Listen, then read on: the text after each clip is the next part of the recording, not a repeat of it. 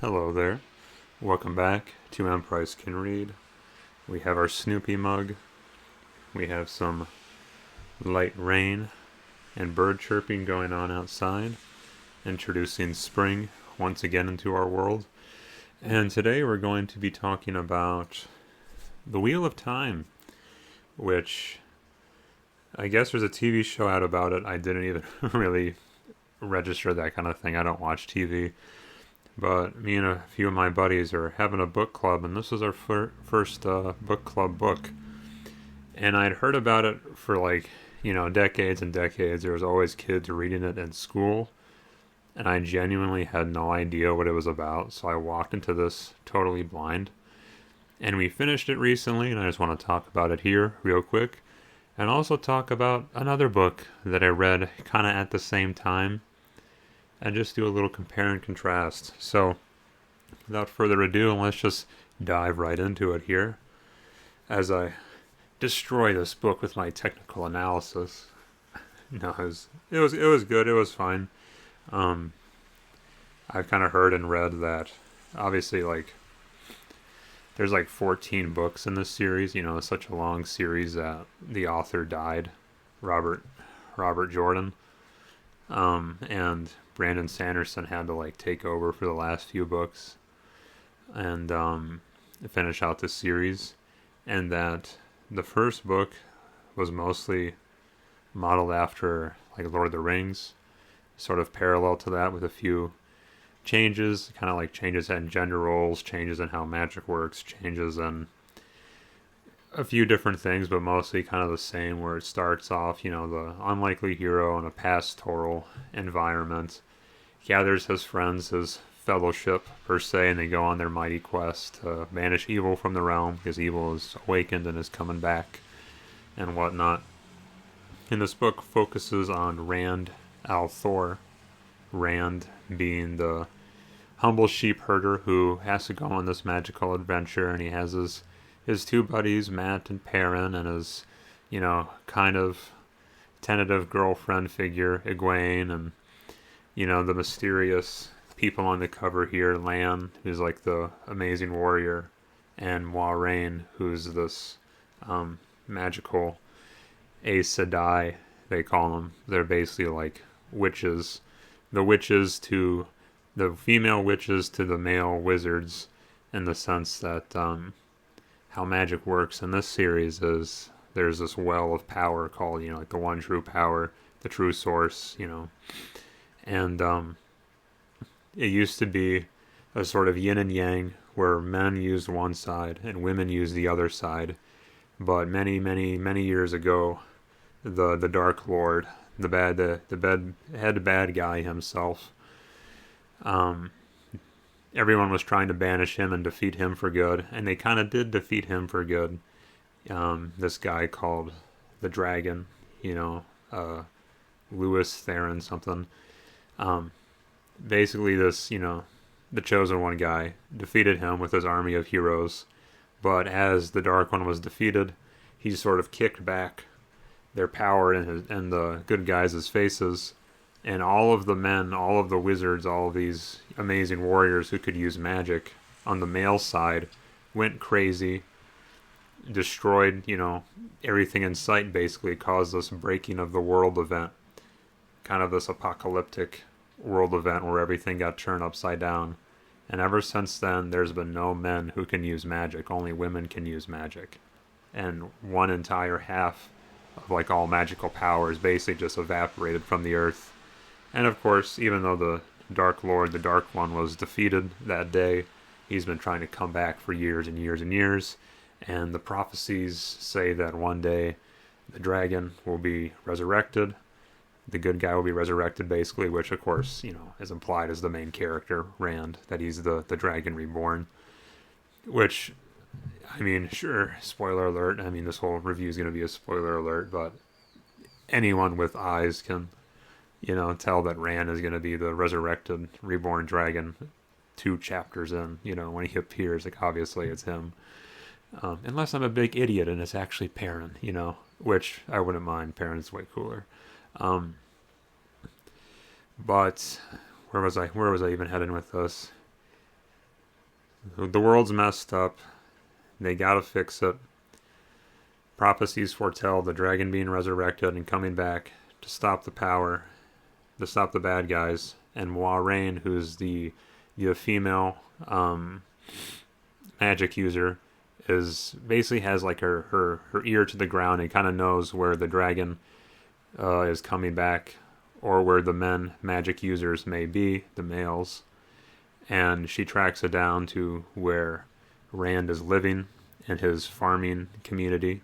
And she knows that it's either him or his two friends, Mat and Perrin, because they're all... The way to describe it is like they have, the magical aura around them. They call them like Ta'veren, which basically means that they play an important piece in the weaving of the Wheel of Time and the fabric of the Wheel of Time. Which, by the way, the Wheel of Time, the whole... What the series is named after is basically this idea that everything is a cycle, everything repeats, everything... Oh god, Snoopy, come save me. Everything repeats, everything starts and stops, and is part of this great cycle. So, of course, it's foretold that the dragon is resurrected every cycle, that the bad guys come back every cycle.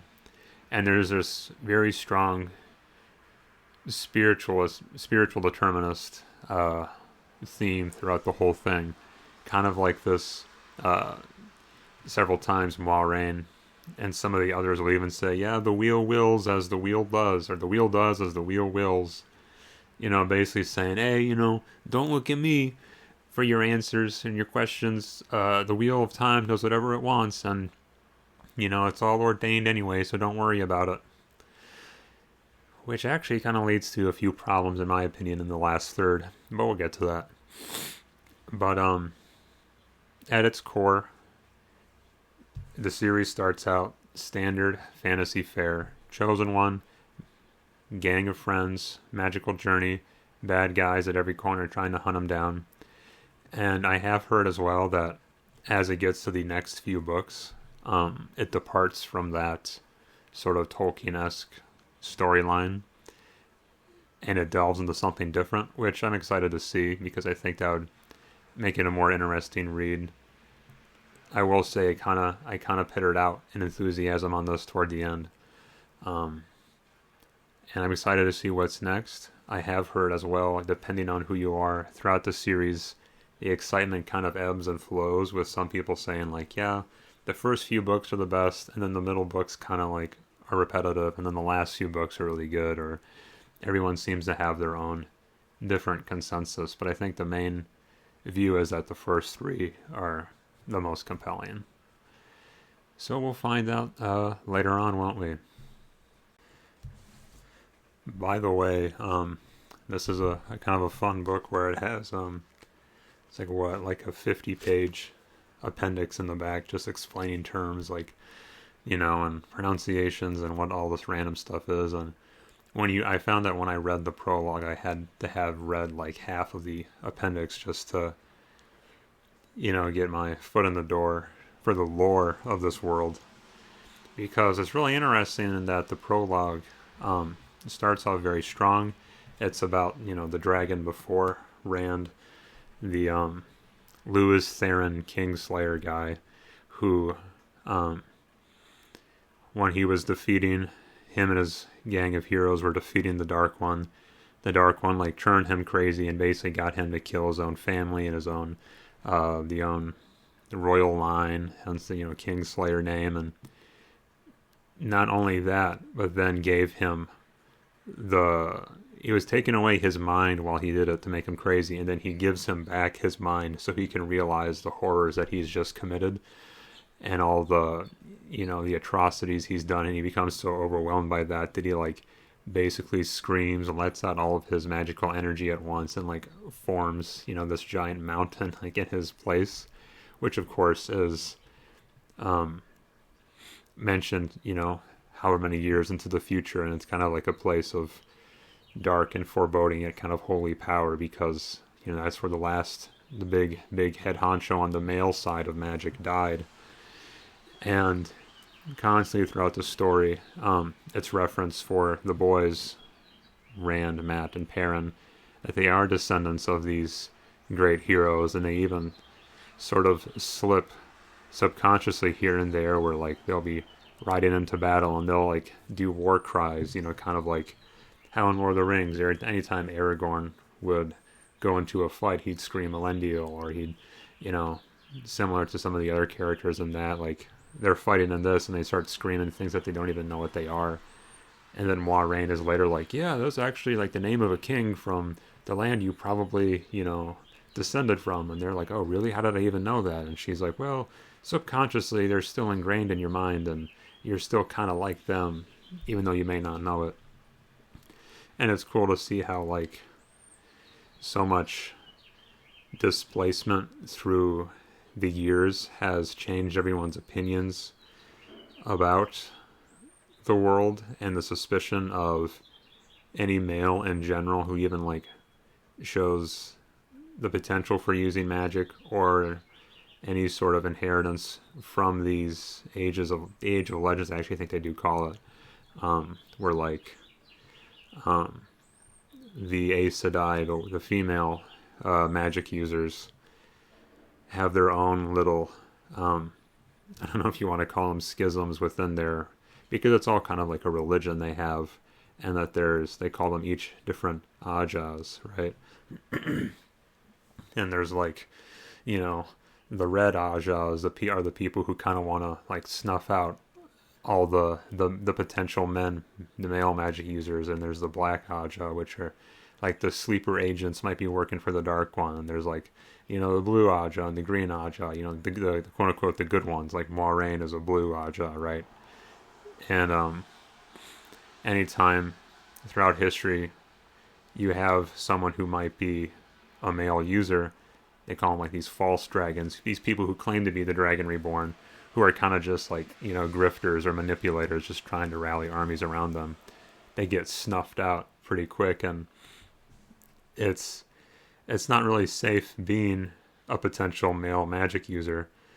And it gets to a point where Moiraine, and I'm sorry if I pronounce any of them, I'm not sorry if I pronounce any of these names wrong, because there is no pronunciation. How do you like that?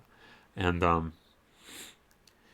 they'll even stress to the boys like, hey, yeah, I'm kind of a good guy, Moiraine is, but don't advertise yourself to the other Aes Sedai, because some kind of just want you dead.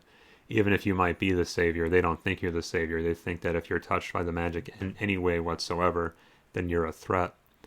And there's this lurking suspicion of all the female Aes Sedai the entire time. And it takes until about the end of the book for Rand to even kind of trust Moiraine, because all the folklore in his village, all the warnings from people he knows, kind of just constantly says that the Aes Sedai can't be trusted, and if they want you, that means they want you for their ulterior motives. Hence why, like, there's these little signs of resistance or rebellion from Rand and the boys, and kind of disobedience throughout their initial adventure, because they don't trust Moiraine and Lan, who are helping them on their adventure, because they're just these untrustable, mysterious figures. And what even is their adventure? I should probably mention it at some point. Basically, these monster men called Trollocs, and these half-men called, Midral, which are kind of like the bosses of the Trollocs, the wranglers of them, invade Rand's farming community. They kill everybody, and it becomes kind of known that they were after the boys because the boys are special, they're magical, and they're being hunted down by the Dark One. And Moiraine and Lan, the warrior bodyguard of her, basically, are like, hey, we need to escort you guys back to our magical wizard fortress in Tar Valon, which is kind of like Magic HQ, you know what I mean? And only there will they be safe, and they'll be able to discuss further how to combat the Dark One and use their power to emerge victorious, because at the outset they know that one of the three boys is the Dragon Reborn and one of them will be magical, but they don't really know which one, even though it's, everyone knows it's Rand. And they just need to protect them as much as they can. So they go on this adventure, and of course, Egwene, who is kind of like the girlfriend figure, who also is a sort of blossoming Aes Sedai as well, who has the power, and Moiraine kind of takes under her wing, wants to come with, and Nynaeve, who's a magical, or she's called a wisdom, which is like a high-ranking figure in the village that Rand is from. She comes with, and Tom Maryland, who's this, you could call him a glee man. He's basically like a bard, like an entertainer, a traveling bard, and he comes with. And you're kind of like, why are these random people coming with if the boys are the ones who are the chosen ones? And Moiraine, it's easier to read that name than it is to pronounce it. Takes them with, because she's like, well, there's energy around these people too. They're part of the pattern. They're part of the pattern of the Wheel of Time, even if they're not the chosen ones. They all need to come with. And thus their merry band of heroes goes on their way. And I think the first bits, first half, first 2/3 is definitely compelling in the sense that they have the immediate stakes set up, Rand's life and his farming community is presented. It's very nice and idyllic, and it gets turned upside down when the monsters invade and they slaughter everybody, and his father figure is pretty much taken out of commission. And right before, of course, he was mumbling in delirium that Rand may not be his actual son, and that, Rand may be an orphan that he found somewhere. Hence a lot of Rand's inner turmoil about who he is and what he is and what his power may be. They go on, and the boys are having nightmares and dreams where the Dark One is like visiting them, and dreams that aren't just dreams, but dreams that affect them in reality, where if they get hurt in the dream, they wake up and they have like blood on their hands, or there's dead rats around them, all these different sort of ominous omens. Every time they have these dreams, then the Trollocs, or the half-men, the Madral, appear where they're at, and they stalk them and they fight them, and then they have to run again, and it's constantly this sort of chase where they get to a new town. Bad guys are there. They gotta run. And every time they think they're even mildly safe, they never are, and they just have to keep going. And I will say, after a bit, it gets kind of trying, because it's like, okay, like, we get it. You're on the run. Let's have a moment to breathe here. And it kind of reminds me of, like, in Lord of the Rings, you had these similar moments where you're always on the run. You're on the run from the Nazgul. You're on the run from, the bands of Uruk-hai, and Saruman's forces coming after you. But then you have these great periods of rest, like when they're in Rivendell or when they're in Lothlorien, where it's like, hey, let's take a break here, guys. And you never really get much of a break in this, and that's kind of one of the initial detractions from Lord of the Rings that I see here. It's very like, if Lord of the Rings is like a travel log, then this is more like a thriller where, there's a cliffhanger at the end of every chapter, which is fine. It does get more interesting, about a third of the way through, when the gang gets split up, though, and they all now have their individual stories, their sort of team stories, and they crisscross back and forth, and everyone finds out a little more about themselves during this time as well. And then what's interesting about this division part is it ends up being different teams that interact. You always are going to interact differently when you're like one-on-one with someone as opposed to in a group. So the teams end up being, they get divided at this river where, they're being chased, of course, they're always being chased. And it ends up being Matt and Rand and Tom are now together. Perrin and Egwene are now together. And then Moiraine, Lan, and Nynaeve are now together. And I think where the book really excels is honestly these individual storylines, because Matt and Rand and Tom's sort of goes on with the constantly being chased, the constant pursuit, where it kind of picks up from the main first third where they were all being pursued as a whole. Now, because Matt and Rand are like two out of three of the prophesized boys together, it seems that they really get pursued. As well as before this, Matt picked up this cursed dagger in this cursed city that they stayed in overnight to rest. And this was one of the bits of resistance that they showed to Moiraine, because they were like, Moiraine was like, yeah, don't mess around this city. We're only in this city because the monster men are scared of the city too. But as long as we stay in here underneath my protection, we'll be okay. And of course, they go wandering out like the teenage boys they are, and they get into trouble. And Matt accidentally takes this cursed dagger, which then latches itself onto him, and he kind of gradually becomes corrupted by it more and more every chapter, which is really interesting and compelling, because hey, Matt's kind of going crazy. Something's going to happen here. Great setup. A lot of tension there as he kind of drifts further and further away from his friends. And this is expressed even further when they're divided, because as Rand is continuously like, yeah, we got to find our friends, we got to meet up with them in Caemlyn, which is the city they promised they were all going to meet up in if they ever got divided. We're going to meet up there and they're going to be alive. It's going to be okay. And Matt gets increasingly more pessimistic, like they're already dead. We should just give up. Let's stop. And it becomes this interesting buddy story of like, two men in the trenches. One's just kind of given up already, and one's trying to hang on to his brother basically for dear life and say, hey man, just one more mile, one more, road. Let's just keep our hopes up and get going. And it's during this time where the problems of the first third kind of emerge, where it's like, okay, they get to a new town and they get instantly found out. They get to a new town, and what's this? One of the half men just appears in the middle of it and attacks them, and Tom gives his life up to, stop it and hold it back while Rand and Matt escape. So then it's like, oh no, Tom died, and what was it for? We really are losing all this hope. And then they get to the next town and it's fine, and then all of a sudden the bad guys appear again, and it's just kind of like, we get it, like,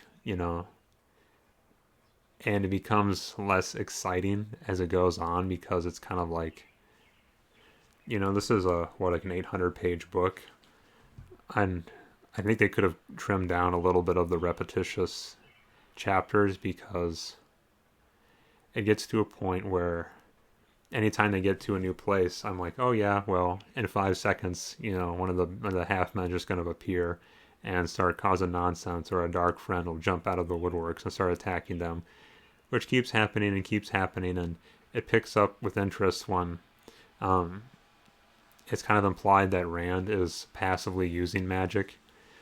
There's a bit where they're cornered in a tavern that they're in, and they're about to get totally rocked, and then lightning comes down from the skies and takes them out and gives them a chance to escape, and they run away. And it's like, I wonder why in your moment of need, and Rand had this little flash of a vision, and all this magic just suddenly appears and helps you guys out, and you're able to escape.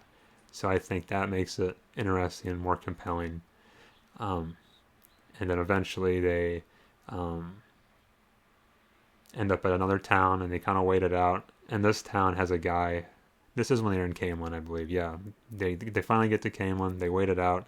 At this point, Matt has totally given up on life, and he's totally non-responsive. And Rand's just kind of waiting in this tavern while he hopes and dreams that his buddies will come. He's still being sort of mentally tortured by the Dark One. And we catch up with the others as they're going through their journeys. God, how do I explain this huge book in this little video? Moiraine and Lan and Nynaeve. Honestly, it's kind of hard to remember what happens during their story just off the top of my head.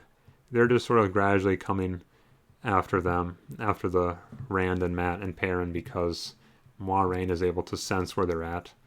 And they eventually regroup with Perrin first, and they come and find Matt and Rand, and the entire time. The main tension from that comes from Nynaeve and Moiraine kind of hating each other and kind of having a differing of opinions in the sense of how to take care of these boys. Nynaeve is really only there because she totally distrusts Moiraine and wants to make sure that the boys are okay and that they're safe and that her people from her land are safe.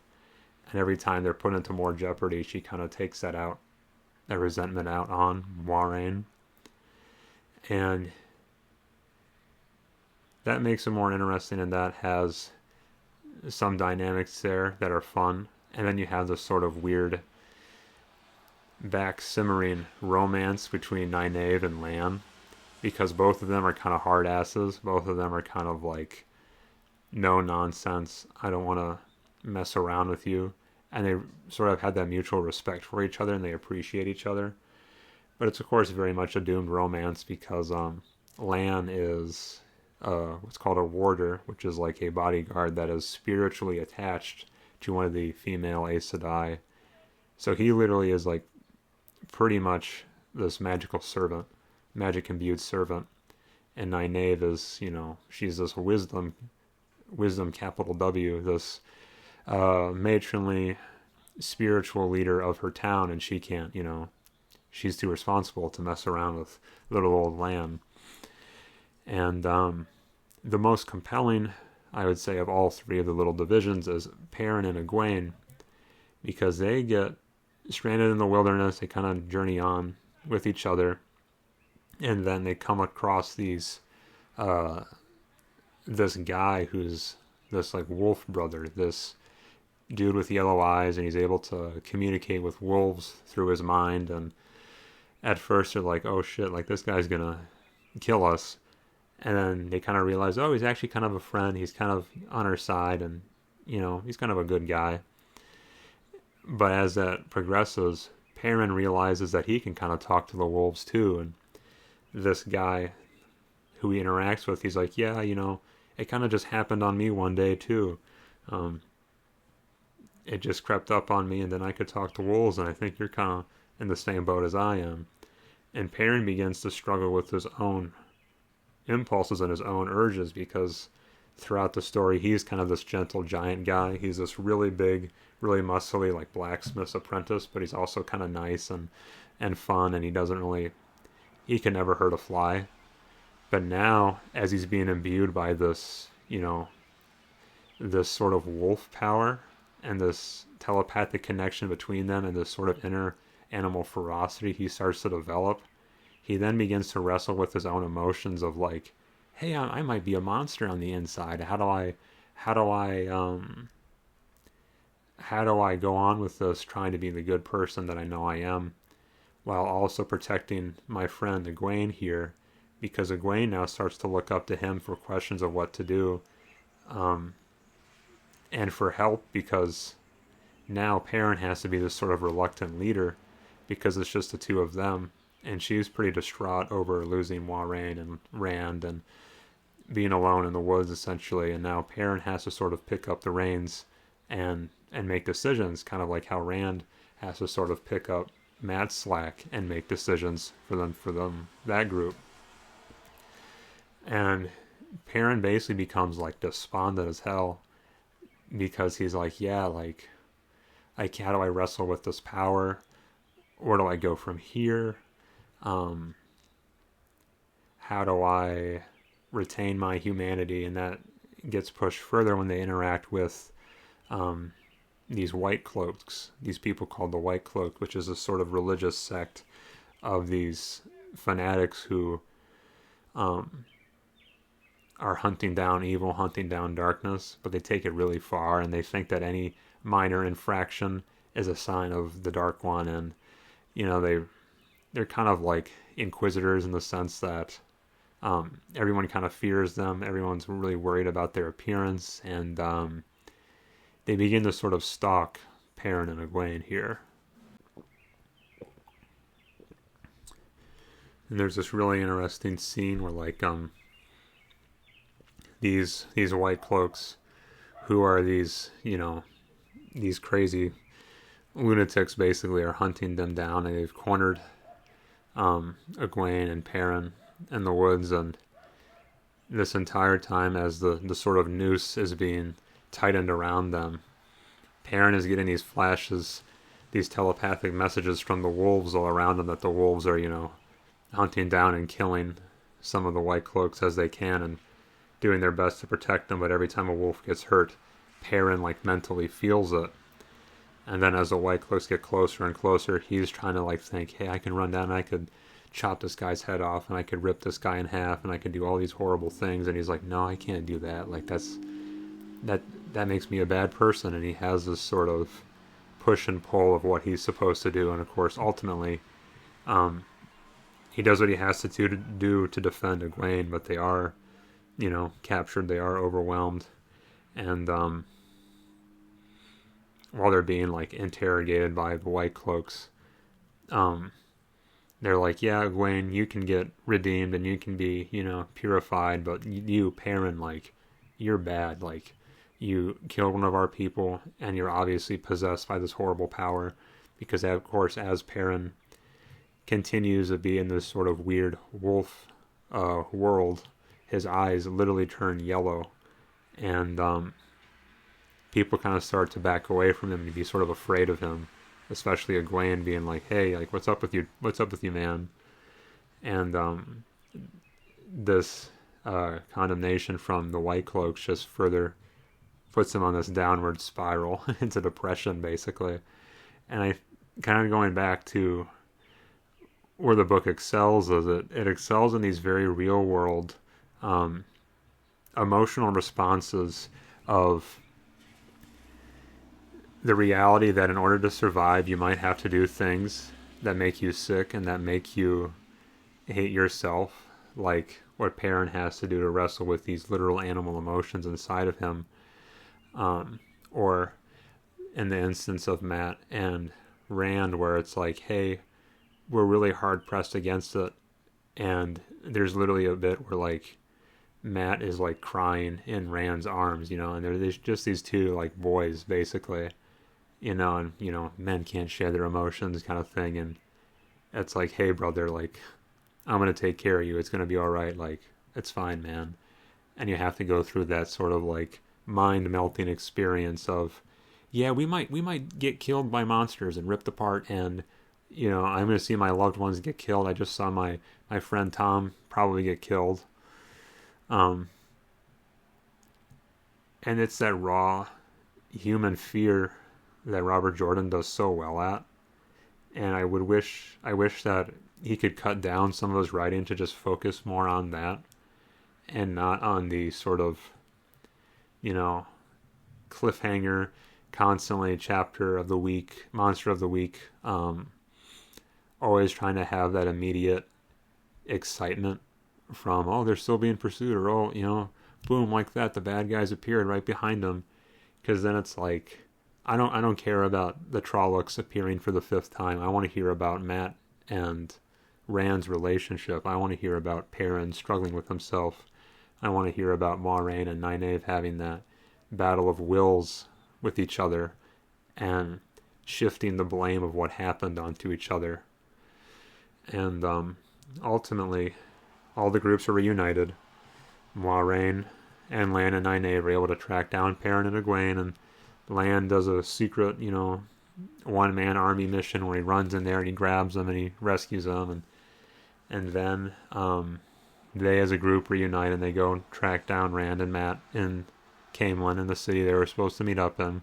All the while, one of the false dragons, Logain, which I wonder if Dragon Age Origins, the video game by BioWare, is a nod to this, because in that, obviously this is so influential, because in that game the sort of false hero is also named Logain in that game, and he's kind of your rival you have to meet and kind of interact with, which I wonder maybe in the later books if Logain will play a major part, or if he just gets killed off screen, who knows.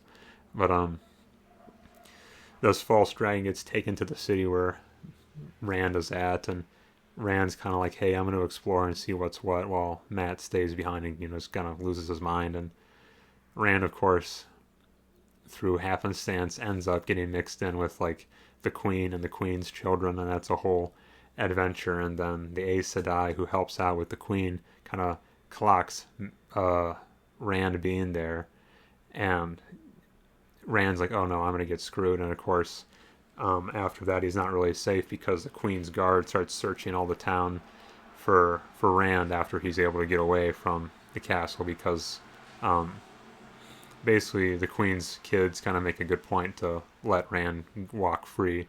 But of course, the Aes Sedai, because you can't trust the Aes Sedai, are suspicious and want Rand after all, because this queen's assistant very much knows, hey, Rand's special. What's up with this guy? I gotta find him out. And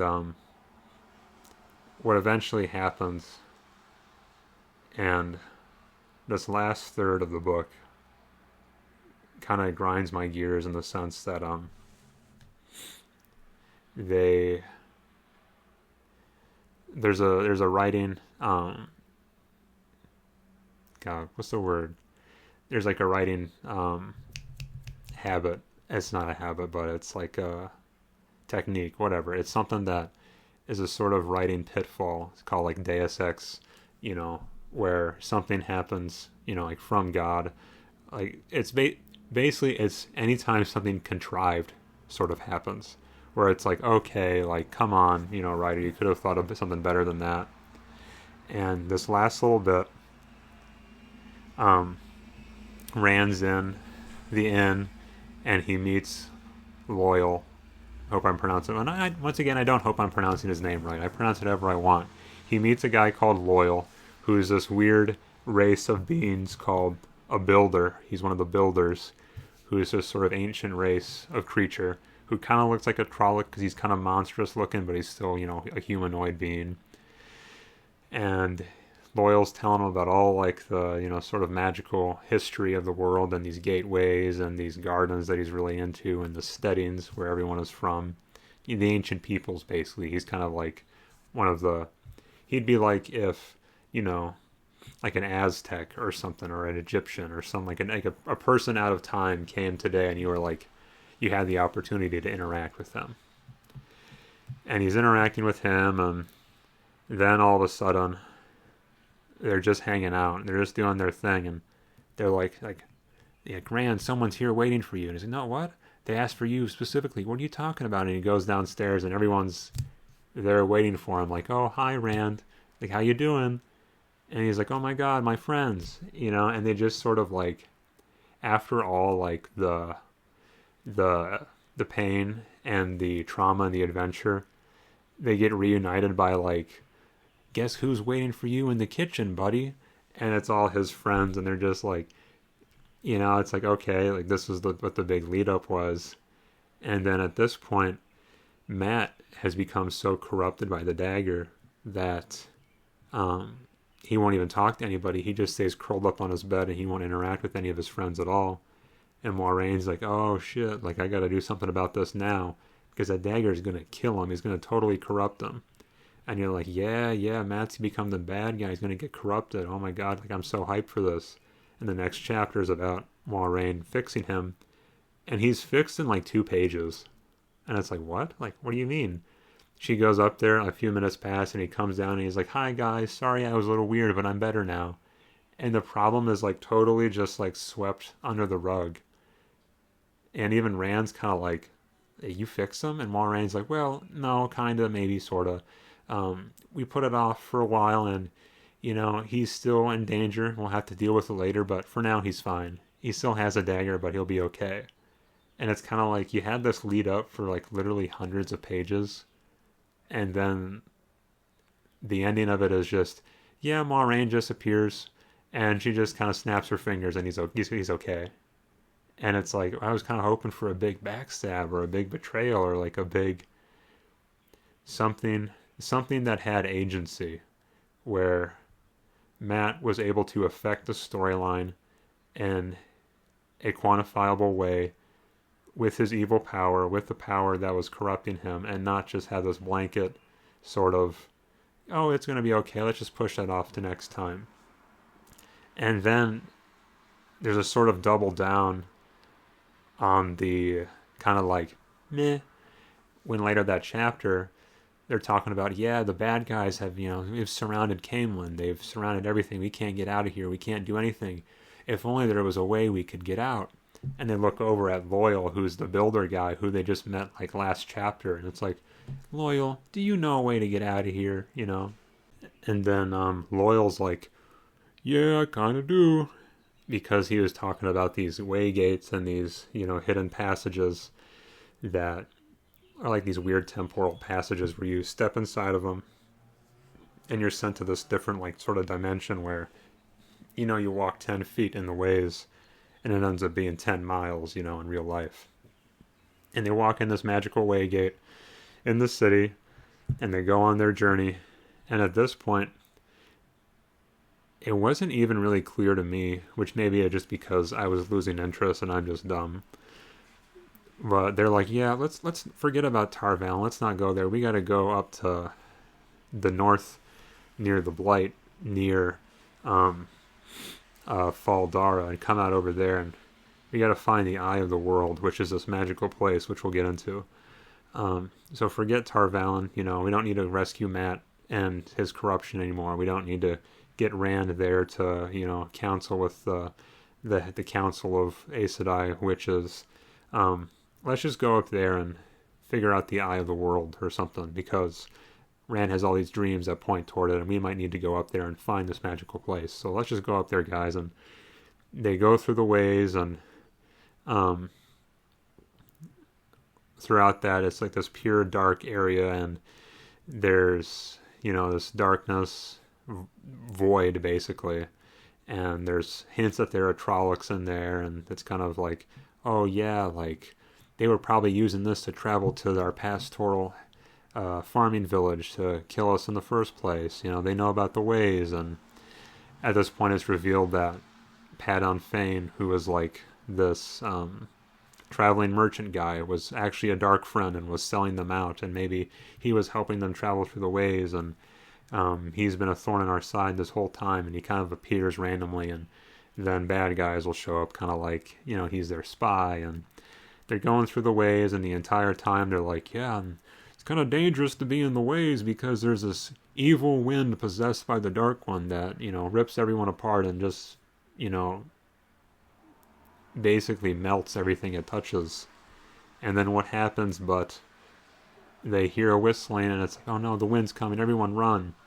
And then like they go over, because the way that the ways are, they're like each these little islands, sort of, and each island has like little bridges that go off to different islands, and it's just a big navigation mess. And it's like the next island over is like the way gate, they need to go home, but it's like, oh no, it's blocked, we gotta break through it. And they break through it, and the wind is right behind them, and Moiraine's like fighting it back, and as she's fighting it back, her magic's getting distorted from all the evil there. But and even though this wind was talked up as like, yeah, it destroys everything in sight, they're just kind of able to like, even as her magic is being destroyed before her, she's still able to stop it, and they kind of just slough it off, and they all get inside safe, and they're totally fine. And it's just like, okay, well, sure, it's fine. Then they get to this new city, and they kind of interact there, and they're like, yeah, we gotta go, you guys want to team up with us? And we're taking up our army to go fight the Trollocs in the north. There's a big old Trolloc army, and we're going to go fight them, and it's going to be the last stand of humanity here. If they break through here, they're going to overwhelm us, and they're going to overwhelm the rest of the land. And it's kind of like, it made me think, okay, we've had this huge 800-page book, and we've never talked about this keep that was keeping all these Trollocs out, and this Trolloc army invading. And when was this huge? Where was this huge good versus evil crisis before? And we still had a good versus evil crisis, but where was this impending like ticking time bomb? Yeah, we need you at this mountain pass right now, because we don't have you there, then we're all going to get overrun. As well as the idea of, well, you just used the excuse that the Trollocs were going through the ways to navigate around the world and get everywhere they needed to go super fast. So what would even be the context of having this giant Trolloc army up here fighting you guys when the entire book they've just been teleporting wherever they want anyway? So why would they even bother fighting you guys up here? But whatever, okay, fine, sure. we'll keep that in the back of our minds while we do our secret mission to go find this the green place, the Eye of the World, where you know, this green man, this keeper of it, is hiding out, and where they find out that the pool of male magic energy is just hanging out. And it's like, okay, well, we'll go find it. Sorry, guys, we can't help you, but you go have your big battle. We'll catch up with you later. And they go on their journey, and they're going through the Blight, which is this cursed land, before they can find this green place.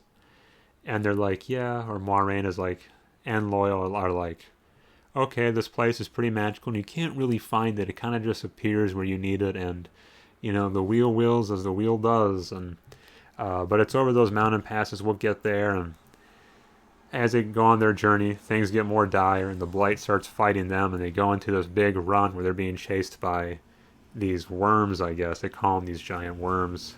And they're like, Rand's like looking over his shoulder as he's being chased, like, oh my god, we gotta get going. I can't even see them, but we gotta get going. Like, even Lan is like screaming in panic, like, oh my god, like, we're screwed. And you don't even see these things. You don't even, you know, no one ever gets hurt. No one ever gets got.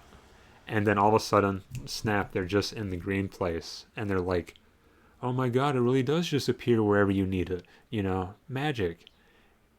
And at this point, I was kind of just like, well, where's the stakes? You know, where is the conflict? If every time something bad is happening, or something scary or tense or challenging is happening, then they just have this insta-fix solution, and they explain it with, well, the wheel wills as it does. You're just a part of the fabric of the universe. And there's even a time where Rand is, you know, waking up from like one of his horrible dreams, and he's like bleeding, and Moiraine's like, hey Rand, like, honestly, don't worry about it. Like, it's not your time yet, so you're fine. And it's like, you're fine. So then why are we even reading this story if we know that he's just going to be fine? You know? And it calls back to Lord of the Rings, where they're not fine in Lord of the Rings. Like, they're trying to get out of Moria, and Gandalf has to sacrifice himself, spoiler alert, to get them out of Moria. And the whole corruption story in that is Boromir's corruption of he's being taken over by the ring, even though he's not even holding it. He's just being passively taken over the entire time, to the point where he does break, and he does try to attack. He does attack Frodo until he has his moment of clarity and his redemption, where he dies to protect Merry and Pippin as best as he can. And you have these real world stakes so high in Lord of the Rings that I wish they transferred over to Wheel of Time as well. You know, Wheel of Time has the real world emotions of Rand and Mat and Perrin and Egwene, and all the inner turmoil everyone is facing as they come to terms with their power and their destinies, and their fact that they have to grow up and become maybe people who they didn't think they would turn into when they were dreaming as children. But then when it comes down to it, oh, Mat's corruption? Fixed. Perrin kind of becoming a wolf guy? Well, the wolves are gone, so Perrin's fine for the moment. Them being chased by these monsters, that even Lan is like, yeah, I might, you know, Lan, the invincible magical warrior barbarian, is like, yeah, they're gonna kill me if I, you know, fight those guys. Boom, fixed, we're in the green place, and the green man is here, and he's like, finally you guys made it. Here's the Eye of the World. Here's the magical wellspring of male power. And it's like, okay, well, fine, we'll go check it out. And of course they do check it out, and lo and behold, what happens when they come out? But two of the Forsaken are there. These Forsaken are like, basically, you call them the Nazgul. They're the black ones, the dark ones, chiefest servants who were sealed with him, you know, in his prison. But these two just kind of, you know, they're escaped, they're fine, they're out, they're released. You know, don't worry about why they're released or how they escaped, but they're here. And just as much as our heroes easily found the green place, they just walk into it too, like, because why not? And then they have a big fight, you know. The green man takes out one, and he kind of dies with it.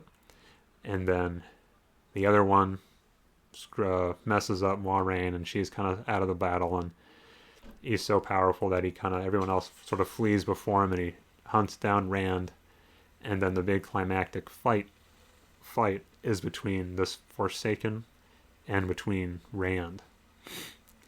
and they're sort of just like looking at each other and having this stare off and having this sort of mental battle, and these traumas and these dreams come back at Rand, and they're kind of scraping away at his mind, and it's like this battle of wills, and it's cool for a little while, but then what it turns into is just kind of like bizarre. And the reason why I say that, and it's kind of fun because we've broken this book at our book club up into 3 sessions, and we actually haven't had our 3rd session yet. So I don't know how I'm gonna I liked the first 2/3. I'm kind of thinking how I'm gonna break it to my team, my group, that I wasn't as big a fan as of the last third. But what happens in this last little bit is they're having these battle of wills, and Rand is like, you know what, I don't like you, I don't care about you, I reject you, and he mentally teleports, or maybe even physically, to the battlefield that was hinted at, only a few chapters ago, the big world-ending battle, the north of the world, and he appears in the battle. And there's all the good guys on one side, all the bad guys on one side, and all the good guys are like, what the heck, what is that?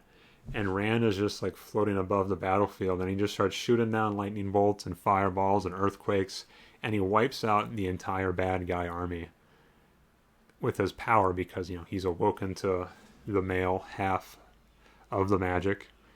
He's dipped into the pool of the Eye of the World, because he was like, as he was fighting this Forsaken guy, he saw that the Forsaken was like drilling in power from the Eye of the World into his head. There was like this line of energy going into him, and Rand's like, oh, there's energy going into me too, I'm going to use this energy. And he totally demolishes the bad guy army, and he sort of teleports again, and now he's in one of his dream states where he's dueling off with the Dark One. And he's like, I reject you, Dark One. You don't have any power over me. I'm gonna, get out of here. I reject you. And he gets like this big light beam sword, and he smites the Dark One, and the Dark One is like, I'll get you someday. You damn kid. And the Dark One falls into, the pit of the dream and whatnot, and he feels the Dark One's energy dissipate. And he wakes up again, and he's back into the green place. And the Forsaken he's fighting is just like this melted puddle in front of him. And he's like, oh, I guess I did it. And then Moiraine and Egwene, witnessed it. And they kind of like, oh, Rand's the Dragon Reborn. Oh my god, it's real talk. And, no one else saw it. So they're kind of in the dark about it. And they're like, yeah, we got to keep this secret, it's between us. And then, the book wraps up, and it's over, and they go back to that city where they, were about to have the big fight, and they're like, yeah, you guys saved us, I think, maybe.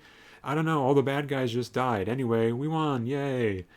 And it's kind of just like, okay, I mean, the big buildup was, you just turned on God mode, and you just killed everybody instantly with no... I just wonder where's the agency? Where is his choice? Because he was just passively doing all of it. He wasn't like... What's so interesting about Lord of the Rings is everyone's actions have such severe consequences, and everyone's actions in that story are still part of, say, greater prophecies. Kind of like how they're always saying, oh, the wheel wills as the wheel does and whatnot. But in Lord of the Rings, there's quantifiable changes that undergo throughout the world as these things are happening, and they interlock in interesting ways. Like you look at when Éowyn kills the Witch King. Well, Éowyn doesn't actually, kill the Witch King on her own, but it was, fated that Merry happened to get one of the Elvish daggers, million miles away, in their initial leg of the journey when they started out, when it was just the 4 hobbits.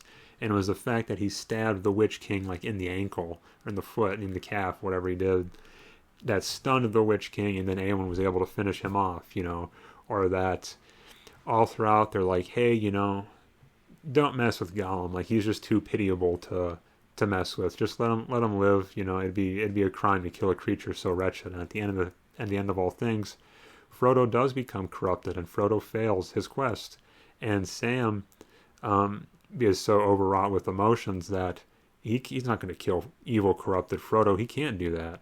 And it's Gollum who fights Frodo for the ring, and through their fight, Gollum gets thrown out into the lava with the ring, and that's how it's destroyed. It wasn't Frodo who destroyed the ring, it was Gollum. But it was foretold even at the very moment when Bilbo Baggins got the ring from Gollum, hey, you know, spare this creature, your mercy will stay your blade. And it was even that same mercy that gave Bilbo the sort of magical wherewithal to resist the ring all those years, because his first act as the ring bearer was one of mercy and not cruelty, you know, which sort of crippled and kind of kicked Sauron in the shins of, yeah, this little creature can resist your darkness. And you have, you know, Aragorn's story of being the reluctant king. You have Theoden's gigantic glow up and sacrifice. You have all these other things that are going on in Lord of the Rings. And with this Wheel of Time, it's kind of just like, yeah, Rand just looks over his shoulder, realizes he might be magical, kind of teleports without thinking it, destroys everyone instantly without thinking it, and then banishes the Dark One without thinking it. And then he wakes up and he doesn't even really remember what happened. He's kind of just like, oh, did I do that? You know, and it's like, what the hell? What do you mean? And this coming after them just coincidentally finding the place, getting coincidentally attacked by the bad guys in this magical place after literally teleporting here through the ways.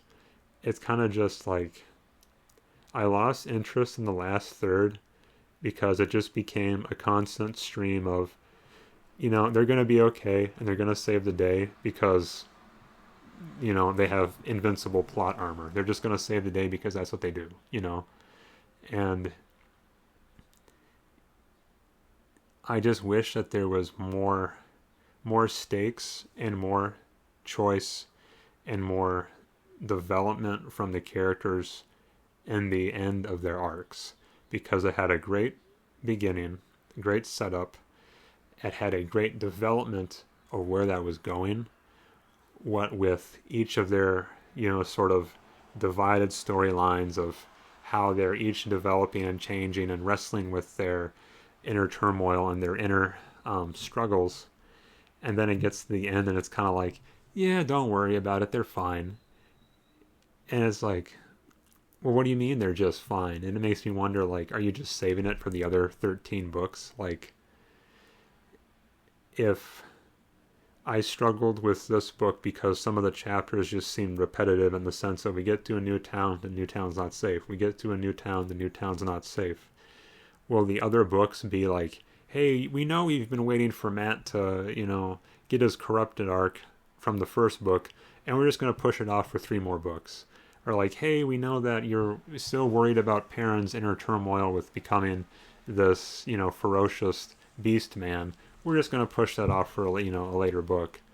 And just the, like, yeah, you know, Rand could get some, you know, development, like, say, like in Star Wars, Luke Skywalker has the very much part 1, part 2, part 3 development of becoming the novice, becoming like the sort of hot-headed, I can do this, you know, I'm going to disobey, you know, Yoda's orders and go back to Cloud City. And hopefully you've seen Star Wars.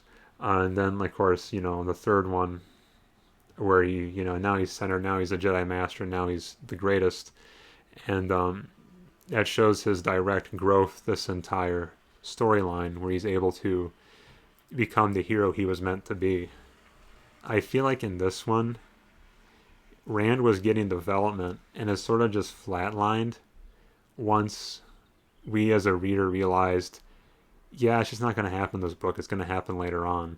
And the last stretch of this book was kind of just like, yeah, Rand's just sort of existing and going through it, and all the magic is just going to happen around him, not because of him, but around him, and that will save him through the day, through no action of his own, you know. and it let me down. And I don't know if this is, me just being an asshole. It probably is.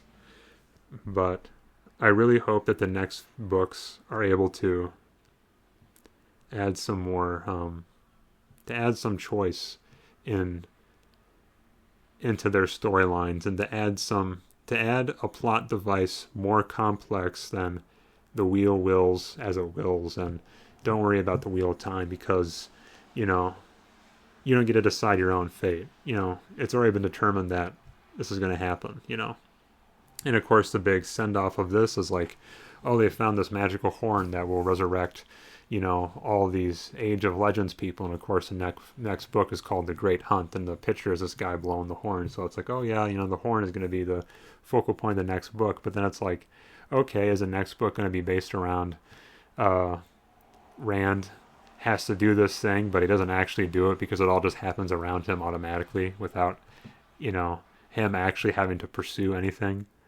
It just kind of seemed like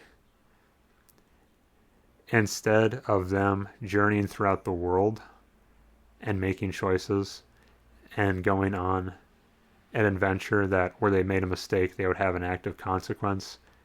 The world just kind of happened to them, and they're just kind of going through it. Even Tom's death, when they got through later on, they were like, no, we don't think Tom's really dead. His friend in the city is like, no, Tom wouldn't die that easily. And when they're talking to Moiraine about it, she's like, well, he's still part of the fabric of the wheel, so, don't worry about it. And it's like, okay, so Tom's not even dead, So it's like,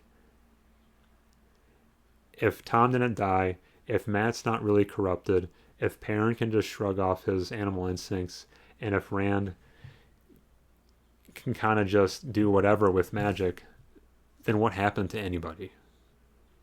But anyway, feel free to burn me alive in the comment section for my hot take on Wheel of Time, if it even is a hot take.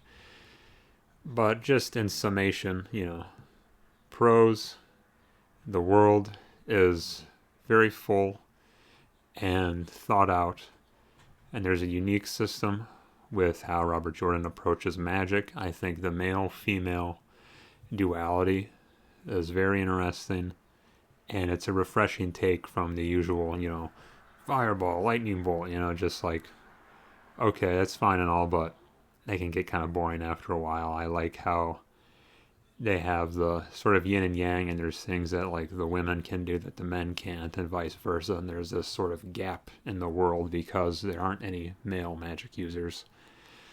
And I think the character development has nice arcs from the beginning and the middle.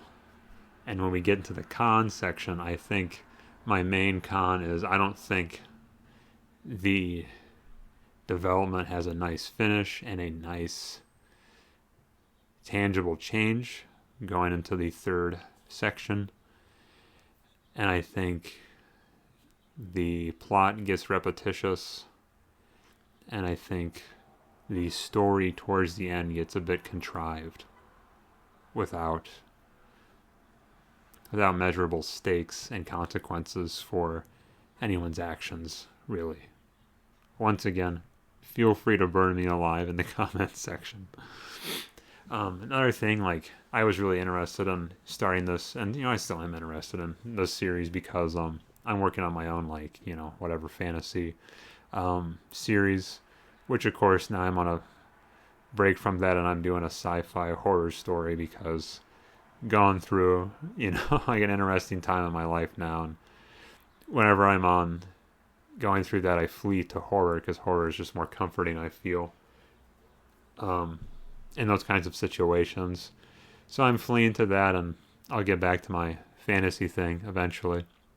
I have all the lore for it, and I have the prologue written, and maybe I'll do a video for that at some point. But yeah, so I did enjoy interacting with one of the other great fantasy series of all time.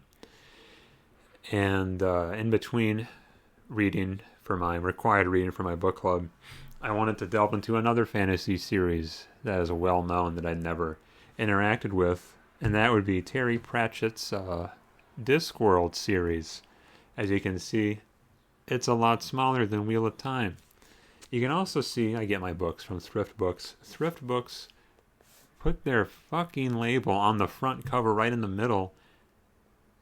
And it's like why? Really? Like, you can't just put it on the side. You have to put it right in the middle and ruin my book. It's just irritating. And they put it on they put two, one on the side and one on the front. And it's just like, come on, guys. Get it together. Anyway, whereas Wheel of Time is this big, long, continuous series, Discworld, there's 40 plus Discworld books. There's a coherent world they all take place in, of course. But there's sort of mini-series amongst them. So there's a series of witch-oriented books, a series of books oriented over toward the guards in this town, a series of books about this one wizard, this magic user. There's a few different, angles and aspects. There's even like standalone Discworld novels. And I had never read any. I always kind of been interested. And I don't know if you know this about M. Price. By the way, did I ever even say, this is M. Price Can Read? I am M. Price. And as you can no doubt tell, I can indeed read. I really am into witches, witch lore, witchcraft, all that stuff. Not practicing. So I wanted to pick up the first of the witch books, which is Equal Rights, which is when I normally read a book, I will always dog ear sections and pages and phrases that I really like so I can return to it. I didn't dog ear a single thing in this book except for the very beginning, because the very beginning just says, just read it all again. This book was just so absolutely delightful and fun and witty and full of just little profundities here and there that, like, I could not ignore this while reading The Wheel of Time. And even old W. Price kind of commented, maybe your reception to Wheel of Time wasn't as great as it could have been because you were also reading Terry Pratchett and he is just better. And I'm like, maybe. I'm not sure, but this is just like, if The Wheel of Time was this really long book that kind of slogged around at points, then Discworld was like the condensed and focused and just like super precise, always on point, always on the ball version of a fantasy story. And it also had so much humor and wit and pith, that I just couldn't resist it, and I just couldn't ignore it while having to review Wheel of Time. So I could give you my mutual experiences. But basically, this story is about, coincidentally going back with gender roles, in the Discworld, only men can become wizards, and only women can become witches. And the way that wizards pass down their power is once they die, they find like a seventh son of a seventh son, and they pass off their wizard staff to them, and then the new son takes on the wizard mantle, and such is son of a bitch, and such and son of a bitch, and such is how they go on. And what happens with this is it starts out on a wizard is trying to pass on their power to another seventh son of a seventh son, but whoopsie daisy, they pass it on to a girl by accident, to a seventh daughter of a seventh son. And Escarina is a little girl who gains the powers of a wizard, and everything basically comes crashing down. She gets trained by old Granny Weatherwax, who is the witch in this place where she's raised, where Escarina is raised, in this like mountain town, and Granny Weatherwax is the witch up there, takes care of things, and kind of sees that, oh my god, she was selected to be a wizard, and now she has this magical wizard staff that's bound to her, but we're just going to put that away, and we're not going to worry about that, and I'm going to teach her about witch stuff anyway, and we're going to ignore this sort of creeping power that's gradually flowing into Esk's life. And much hilarity ensues. The main plot of it is, which, keep in mind, in contrast to Wheel of Time, I feel like there are consequences to this, and there are, like, it's not just, oh, if something happens, well, that's because it was willed to happen. In this, it gets to a point where Esk and Granny can no longer ignore the sort of creeping power from the wizard staff, because say they try to throw it away, it comes back. If they try to destroy it, then whatever harm is done to the staff ends up being done to Esk, almost like they're tied together, you know, not just physically, but like spiritually and mentally. And they're kind of like, okay, well, maybe we should try to track down some wizards and go to this wizard school and maybe get you admitted and see if we can get things going. And they're going on their adventure, and Esk, you know, being the little kid, gradually rebels and doesn't want to deal with, you know, Granny and her sort of nitpicking helicopter parenting that she assumes. And Esk runs away, and as she runs away, things go bad for Granny, as Granny will say do, you know, something or other to try to maintain control over Esk. Then Esk rebels, and things get worse, things get better. There's this great duology between them, as they clearly love each other in this sort of daughter-mother role, but through acting out as being offended by each other, as being, say, slighted by each other with their sort of minor aggressions they show toward each other, their relationship sort of spirals out of control to the point where Granny kind of gives up on Esk, and Esk kind of gives up on Granny, until, of course, they finally butt heads in the middle again once they meet up at this magical academy and kind of come face to face with their decisions. Let me try to... Once again, it's like trying to summarize Wheel of Time into like this huge-ass book, into this little, you know, video, trying to summarize all the little complexities of the relationship into one tiny video. Let me ponder it over a bit. So kind of the crux of what they struggle with, of what Esk struggles with, is the different approaches to witchcraft and to wizardry. Wizardry is all about, you know, shooting fireballs and really big, bombastic, you know, earth-shattering magic.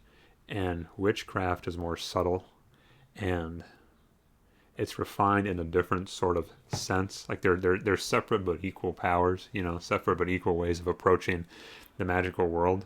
And a lot of witchcraft has to do with stuff that isn't actually magic, but that's knowledge.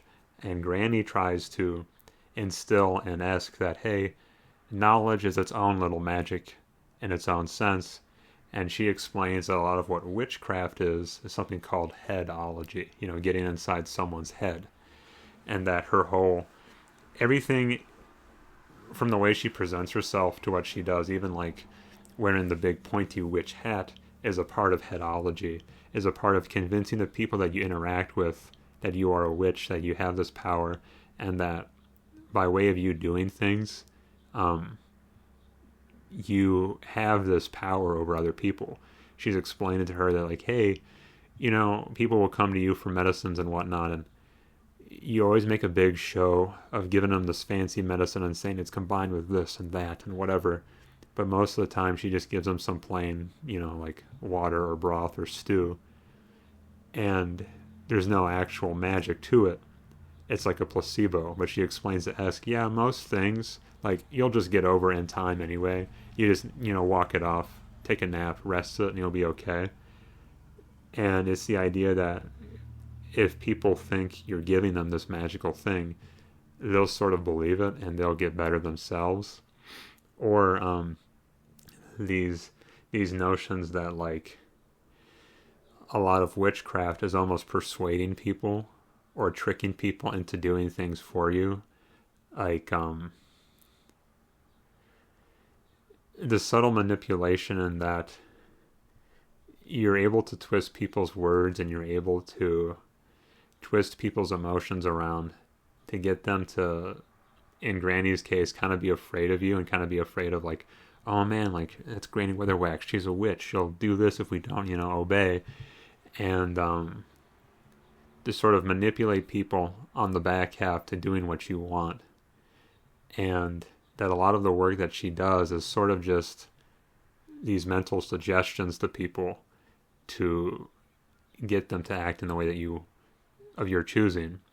And this even kind of doubles down on when she is showing that you can kind of possess animals in the same way by sending out your mind to an animal, and you ride with them, you kind of take them over for a bit. And she demonstrates this to Esk, where she is able to sort of take over birds for like a temporary point of being, temporary time. And she explains to Esk very clearly, when you do this, you don't take over the bird and start, going here, going there, and going on your own magical adventure.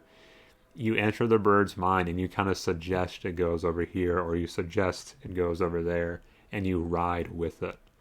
And you never want to explicitly take something over, because if you do, then your mind begins to fuse with the bird and you kind of go crazy. And of course, Esk being the kid, being the rebellious kid, what does she do? But when she's first demonstrating this and trying it out, she takes over the bird and she flies away. And Granny's like, oh, well, kind of my own fault for doing this, for showing her. And she kind of just waits while she knows that Esk is out somewhere, messing around, losing her mind, losing control. Until, of course, Granny has to track her down somewhere and pull her out of the bird. And Esk's mind, of course, has been like unfathomably fused with the bird, and she has to do all this stuff to, calm her down and pull her out and kind of rearrange her own headspace. Which, of course, a lot of it, once again, is kind of just like a counseling almost, and convincing her, hey, like what's your problem, little kid? Which, of course, just builds on Esk and makes her want to rebel again when they're trying to go into the magical school for wizards and young boys and whatnot, when they become wizard men. And Esk flees from Granny Weatherwax in there and ends up on this little ship going somewhere else with this other crew of people. And once again, then Granny, God, where am I even going with this? Did I read this book? Am I forgetting details? The crux of this story is the relationship between the two ladies as a sort of battle for control over what it means to be a witch and where their place is in life, not only in relation to each other, but in relation to the men around them. Because all the men's powers revolve around these external things, like, fire and lightning and causing earthquakes and having magic words and all this, very concrete stuff. And the women's power is more abstract and more about the magic of everyday human interactions, and the idea that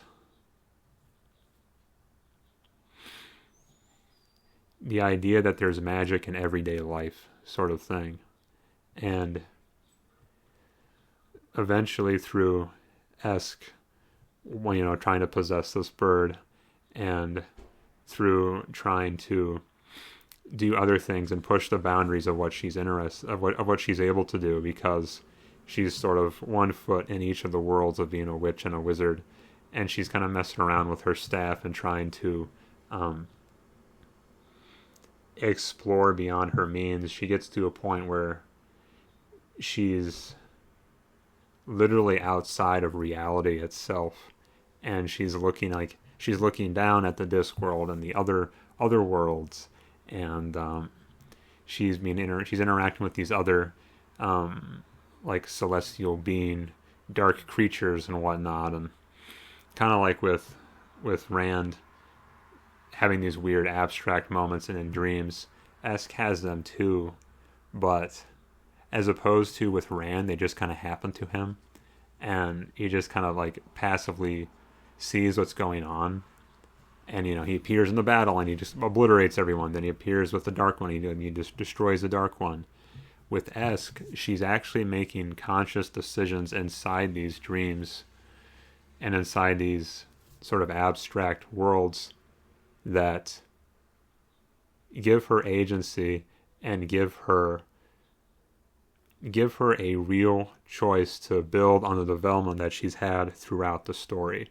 For instance, she meets this, because she's a young witch apprentice, she meets a young wizard apprentice who is also kind of stepping over what he knows, and his consciousness gets sent out to this weird abstract outer world realm where he's being used by these celestial monster things because they're trying to use him as a sort of augur to creep into Discworld and take over.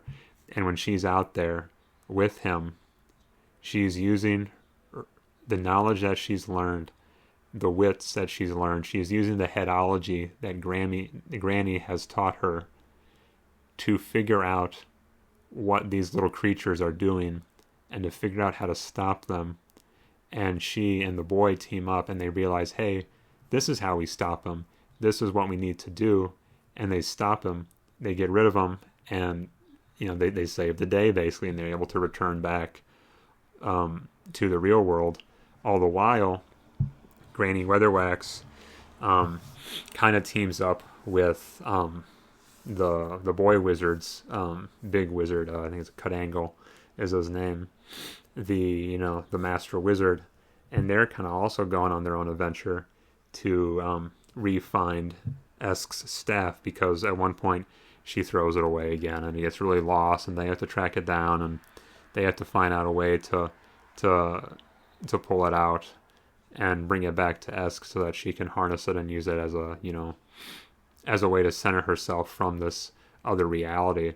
And I'm probably doing a horrible explanation of this story, but what struck me about this was, the two young people have to come together and work together and take the best of both worlds of their mutual studies to figure out a solution. And the same happens with the master witch and the master wizard, and they have to come together and figure out the best way to take the best of both worlds, and they can also mutually save the day. And everyone is making these conscious choices, these conscious growths, and at the end, the day is saved. Everyone has a mutual respect for one another now.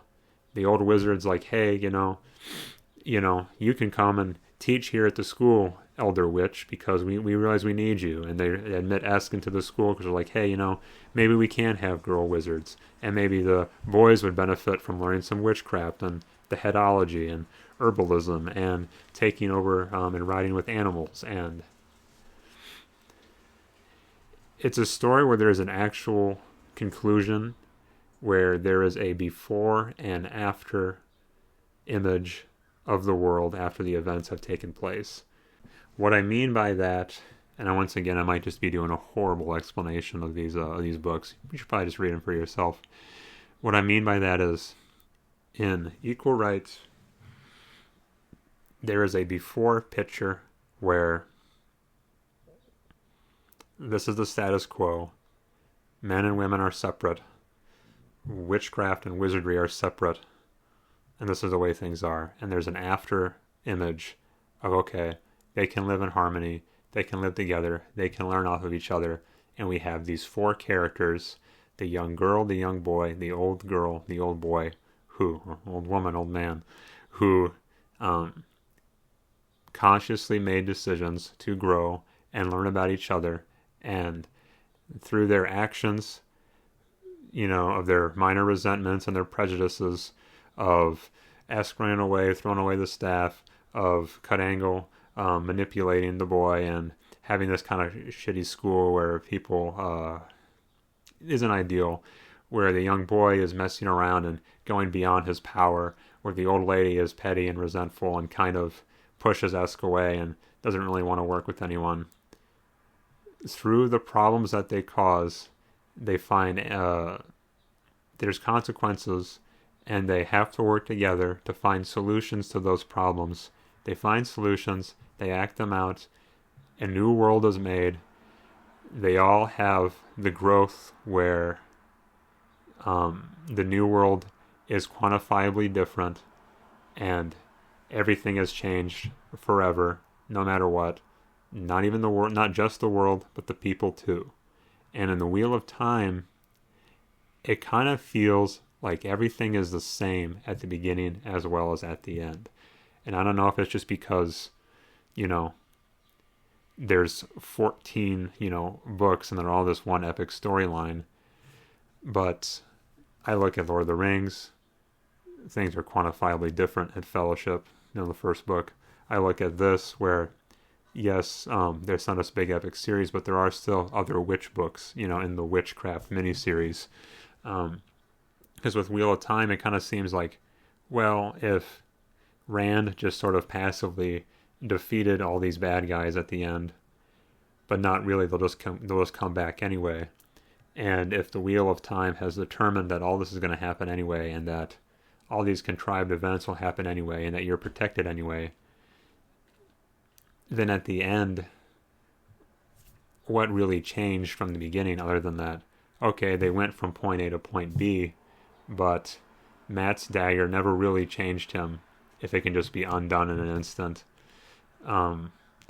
Perrin's choice, Perrin's what happened to him is kind of just like, okay, like he had, this change within him, but then what does he do with it? I don't know, not really much towards the end. Rand had all this power, and then he never made an actual sort of like change with it if the changes that happen around it just don't really seem to result from him and his own agency. They result from just the powers that be working through him and kind of pushing him along whether he wants to do it or not. It kind of just seems that, like, at the end of Wheel of Time, we're just back where we started, where, yeah, there's the Dark One, yeah, all this stuff is happening, and yeah, no one really... What did we learn along the way, basically? Once again, feel free to kill me in the comments. And throughout Wheel of Time, there were little moments, like with Matt and Rand's relationship, with Perrin and Egwene's relationship, that were touching. With this, there's like real world observations and witticisms that like stick with you. For instance, the whole idea of Granny explaining to Esk that, yeah, a lot of magic is kind of just like convincing people that you know magic, and is sort of just the one-to-one human skills of knowing how to talk to people and knowing how to get people on your side. Or there's just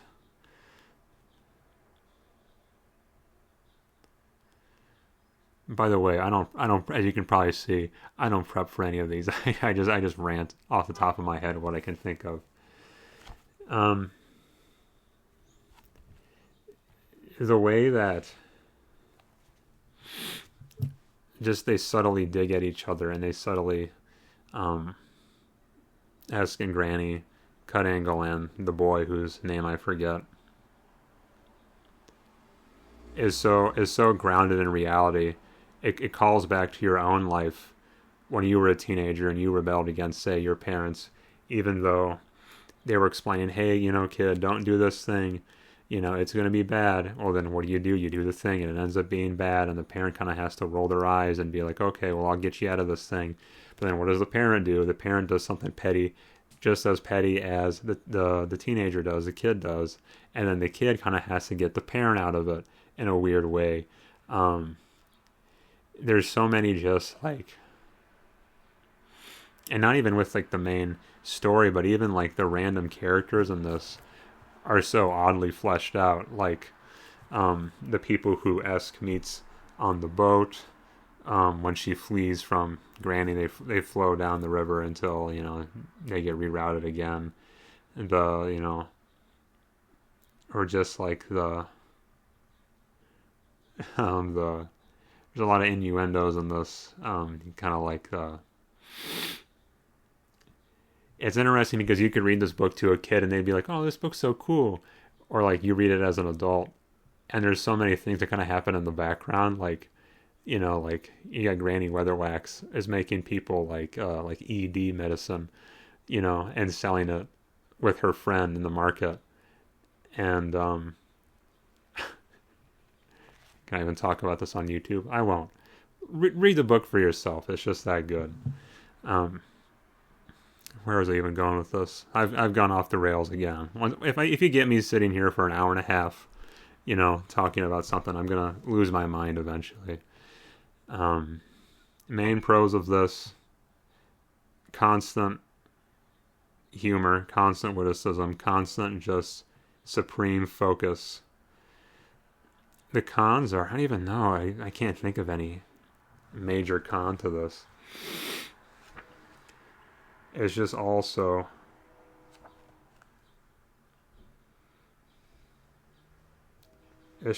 realized and so fun and so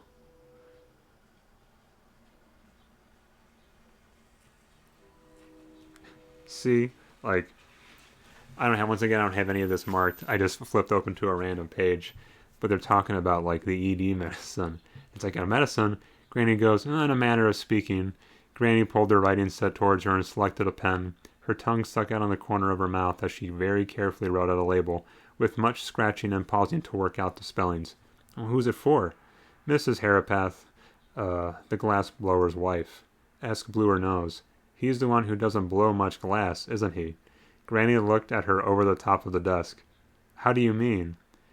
When she was talking to you yesterday, she called him Old Mister once a fortnight. Granny said. She carefully finished the sentence. Dilute. Sorry, it's in like broken English.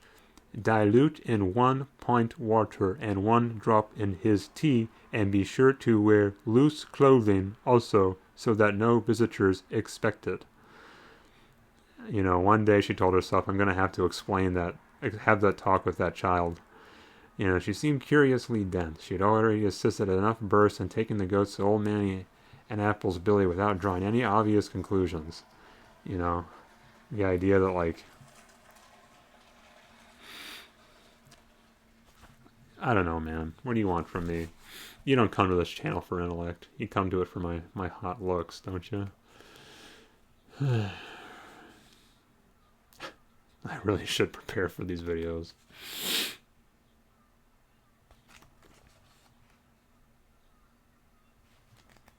Simon's the boy's name. I'm figuring out that I flipped through the book.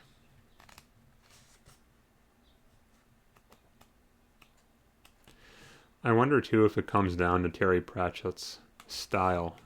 You know, you hear that he only wrote like 200 pages a day. He'd write every day, or 200 words a day. Yeah, 200 pages. He'd write like 200 words a day. You know, he had a full family, full life, full, you know, random, regular job, and he would just kind of write a little bit every night before he went to bed or whatnot. And it makes you wonder, like, did he just like pick up on whatever witticism or fun saying or interesting thing he heard that day, and that's what he would write into his story? Because constantly with this, it's just like, man, how does this guy think, you know, to say some of the stuff he writes down? All right, I got something. It's fine. I'm saving the video. So, what is the main difference between the two is, and it's not just about like humor and wit in the sense of like, I'm going to tell you a funny joke, but in the way you structure your sentences and the way you present your narrative. Like, Wheel of Time is very standard, like, you know, Rand did this, he did that, this was what was happening on the wind, and the trees looked like this, and you know, very descriptive, almost sonorous at times, you know, just kind of like goes through the world, and it's described in the way that, like, you're walking through it, you're looking to it yourself. And it contrasts kind of to like reading, say, Tolkien's The Hobbit, which very much feels like, you know, you're a little kid on Grandpa's lap and he's reading you the greatest story ever told, as well as to this, where it's like, it's being described to you in a playful and engaging way that you could read just the most standard passage of like, oh, nothing's happening but someone's just walking down the hallway, but the way that it's presented by Terry Pratchett is just so interesting. And let me just give you a little section about basically they're in the university and they're looking at the library and the university itself, and we'll look through it a few paragraphs across a few pages, and you can kind of see how if you write those only 200 words a day, they're going to be pretty packed, as well as you can constantly refer back on what you wrote the previous days because they're kind of in your mind. Maybe that's just something that I do, that I think about when I write, but maybe Terry Pratchett does it too. We'll see. He's saying, the little white stub skittered and squeaked across the blackness to the accompaniment of Simon's voice. Even allowing for the stutter, he was not a very good speaker. He dropped notes, he corrected himself, he ummed and ahed, and as far as Esk was concerned, he wasn't saying anything very much. Phrases filtered down to her hiding place. Basic fabric of the universe was one, and she didn't understand what that was unless he meant denim or maybe flannelette. Mutability of the possibility matrix, she couldn't guess at all. Just describing like, stuff that he's saying, but remember fabric of the universe and denim and flannelette, right? And then they're describing the way that the library looks, and she goes, at some time in recent past, someone had decided to brighten the ancient corridors of the university by painting them, having some vague notion that learning should be fun. It hadn't worked. It's a fact known throughout the universe that no matter how carefully the colors are chosen, institutional decor ends up as either vomit green, unmentionable brown, nicotine yellow, or surgical appliance pink. By some little understood process of sympathetic resonance, corridors painted in those colors always smell slightly of boiled cabbage, even if no cabbage is ever cooked in the vicinity. Like, he's describing a hallway with nicotine yellow and boiled cabbage smell. And it's so random and so bizarre, but you know exactly what that place looks like, right? And then the next little bit here, looking at the library again, Esk is saying, Esk had never seen more than one book at a time, and so the library was, for all she knew, just like any other library. True, it was a bit odd the way the floor seemed to become the wall in the distance, and there was something strange about the way the shelves played tricks on the eyes, and seemed to twist through rather more dimensions than the normal 3, and it was quite surprising to look up and see shelves on the ceiling, with the occasional student wandering unconcernedly among them. The truth was that the presence of so much magic distorted the space around it. Down in the stacks, the very denim, or possibly flannelette, of the universe was tortured into very peculiar shapes. The millions of trapped worlds unable to escape bent reality around them. The idea that, 5 pages ago, Simon's talking about the fabric of the universe, and Esk is like, well, what would the fabric of the universe be? Everyone wears denim, right? So denim's the fabric of the universe, and she just imposes that into her mindset of, well, down in the stacks, the very denim of the universe, like, and this may just sound so stupid to you, which is totally fine, but it's stuff that keeps you engaged as a reader. Or just like the way that she's describing the librarian is an orangutan who was a man who got changed into an orangutan through a mishaps with the books. One such accident had turned the librarian into an ape, since when he had resisted all attempts to turn him back, explaining in sign language that life as an orangutan was considerably better than life as a human being, because all the big philosophical questions resolved themselves into wondering where the next banana was coming from. Anyway, long arms and prehensile feet were ideal for dealing with these high shelves. Esk gave him the whole bunch of bananas, and he scurried away amongst the books before he could object.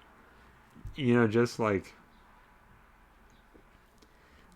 what in Wheel of Time might be like a stodgy passage of like, we comb through, the stacks of books and whatever and blah, blah, blah. And this is like, yeah, like there's this orangutan scurrying around and, the denim of the universe says this or that, or um, it's just so, because a lot of this comes from the perspective of like this like 8-year-old girl. The way that she perceives the world is so very specific to being an 8-year-old girl. Same with like when it delves into Granny Weatherwax and her situations. It's all about being old and jaded, and um, having the sort of perspective of like, yeah, I've been ignored my whole life because I'm a woman, I'm a witch, and I've been shit on by all these wizards who don't respect me, and having that viewpoint while she's interacting with the wizards, and she kind of domineers over a lot of them, and a lot of them are like, oh god, like, it's a woman, what do we do with that, like, it's only men here. I've never even interacted with, some of them have even comment like they've never stepped outside the university, they've never even seen or talked to a woman, and having those sort of interactions. And then when you have the perspective from Cut Angle or the other Cut Angle or Treadle are the two main wizard men, they're kind of oblivious to a lot of like the real world situations, because they're bookworm university boys who have never stepped outside the library. So when you hear perspectives from them, it's so fine-tuned to their own experiences, and it's like there's so much just pure humanity and human uniqueness in this book that just makes you want to read, the other 40 afterwards, which I'll have to do. It's just something so refreshing and so fun and punchy that is just irresistible in the face of like, this 800-page, kind of repetitious at times, kind of boring at times book that, yes, it's very grand and it's very dense and there can be a lot to digest, but at times I kind of just want to be told a coherent story with growth and with meaning and with purpose that doesn't just kind of spiral in and spiral out and sort of indulge and insist upon itself, in the sense that like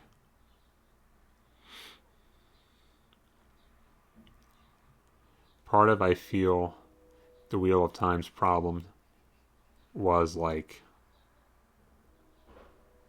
it just wants to go on forever. And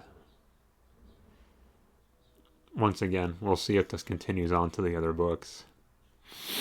But I just hope, and I hope that the next books won't also be pushing away and pushing into the distance all the problems that and developments and character arcs that could have happened now, and just push them into the future for the sake of, well, let's just have some more meandering through this village or that town or, this countryside, and just like, it's different when you have like the Tolkien meandering where you're hanging out with Tom Bombadil, who's a really interesting and compelling character and who has unique traits and a way of presenting himself and a unique perspective that makes his chapter compelling, as opposed to like, let's meander in this and just go to the same sort of copy and pasted like little village as the last one. And that's not to say there's not interesting villages like Whitebridge, that has this sort of like vaguely like Lovecraftian, yeah, this bridge has just been here forever, no one really knows, like it's just kind of a thing, this sort of like unexplained mystique around it makes it interesting. And I feel like you'd be able to latch onto that more if it weren't for all the other random ones that kind of numb you to the adventure. Or maybe I'm just a shit-brained millennial who wants, stuff delivered quicker as opposed to stuff taking time. Who knows? So in summation, if I have one, this isn't like, I'm not saying this is a bad book. It's a good book. A lot of people like it. I'm sure a lot more people will like it, and I'm glad I read it. And this just It's more focused. It's more punchy. It's more distinct. And maybe that's just what I personally look for in an artist. You look at movies, or or music, or what have you, and like everyone can sing a rock song, but Freddie Mercury sings a rock song a little different. Everyone can do, can be a jazz singer, but Ella Fitzgerald does it just a bit different. Anyone can make a horror movie, but David Lynch does it just a bit different. It doesn't matter how like good a non-David Lynch horror movie might be, or a non-Ella Fitzgerald jazz song might be. It could be the best, ever. And this certainly has a high level of quality. Robert Jordan isn't some nincompoop.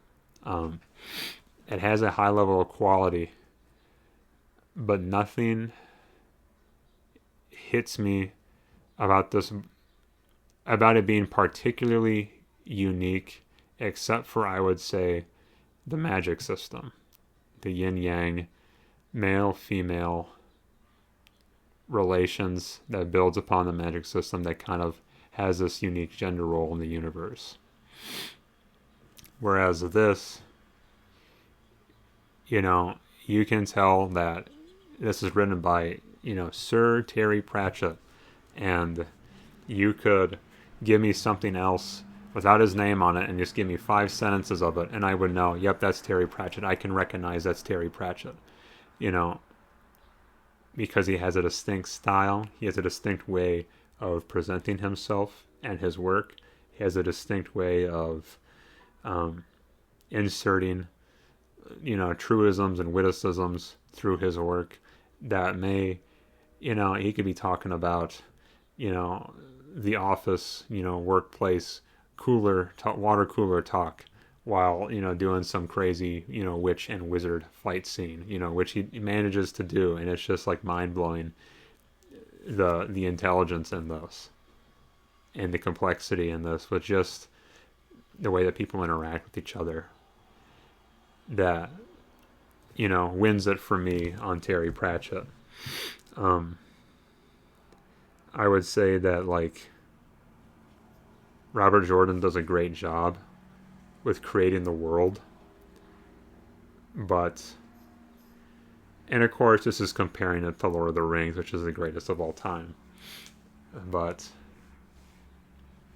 Lord of the Rings seems more lived in and coherent in the sense that, and this is probably because he was a linguist, and he really, he didn't write a book that had lore. He wrote lore that he wanted to put a book, around. And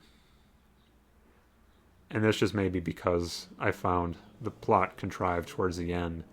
But I feel like sometimes, or I guess with the Eye of the World, that the lore, nothing was ever done with the lore. There was a great setup and a great dump of, hey, here's all the stuff that we have, but they never did anything with it. As opposed to with this world, every setup has a payoff. Every character has a completed arc, and it's not even a matter of like, well, it's a standalone book, because these are reoccurring characters they have in this that occur across the other books, and I can only imagine that every book has its own arc, has their own dimensions. And of course I could be wrong, because I've only read one Discworld novel. I've only read one Wheel of Time novel. Maybe we'll have a brush up when we get to the second Wheel of Time and some more Terry Pratchett. We'll see if they change, if my opinions change. That'd be interesting to look at. As it stands now, I mean, I'd recommend both of them. I'd recommend Terry Pratchett a bit more. Because like I said, he just appeals to maybe the auteur mindset in me of like, I don't necessarily care if something is good or bad. I care if something is unique. I care if it has a distinct voice that sets it apart from anything else. And Terry Pratchett kind of seems like, I looked at his bio afterward, and it's like, yeah, he's like this like electrician guy, who, just wrote, random stuff, and it's kind of just like, yeah, he does kind of have like that, you know, like I've worked like blue collar stuff too, like just like, yeah, he's just this, you know, working Joe who, you know, is gonna have this weird little adventure, and you know, these little comments here and there about, you know, his observations of life, and it's just so like, there was never a time when I was reading Equal Rights where I was nodding off to sleep. Maybe that's the biggest distinction between the two. I'm not sure. I'm not the this channel isn't called M Price Can Think. It's called M Price Can Read, and read is what I do.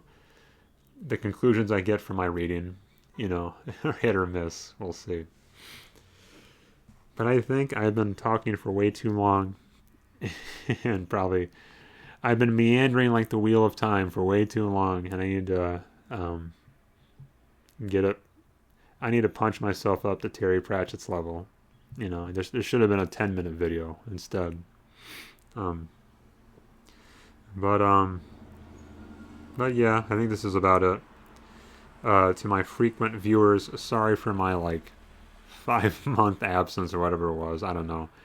I just pop in and out. You know me. I am about halfway through my, or third to a halfway through my sci-fi horror story that I'm writing as therapy for my own horror story in real life. So that's really exciting. I plan to share a little bit of that on the channel when I have it, you know, looked at or developed more and edited, and you know, that'll be coming down the pipeline, but it's on its way. Other than that, thank you for joining me on my magical adventure. It's always a fun time here at the channel. You've been watching M Price Can Read, as you may or may not know. Hopefully you know by now, I am indeed M Price, and I can indeed read, albeit at a sometimes nitpicky level, or inconsistent level, or just assholey level. Who knows?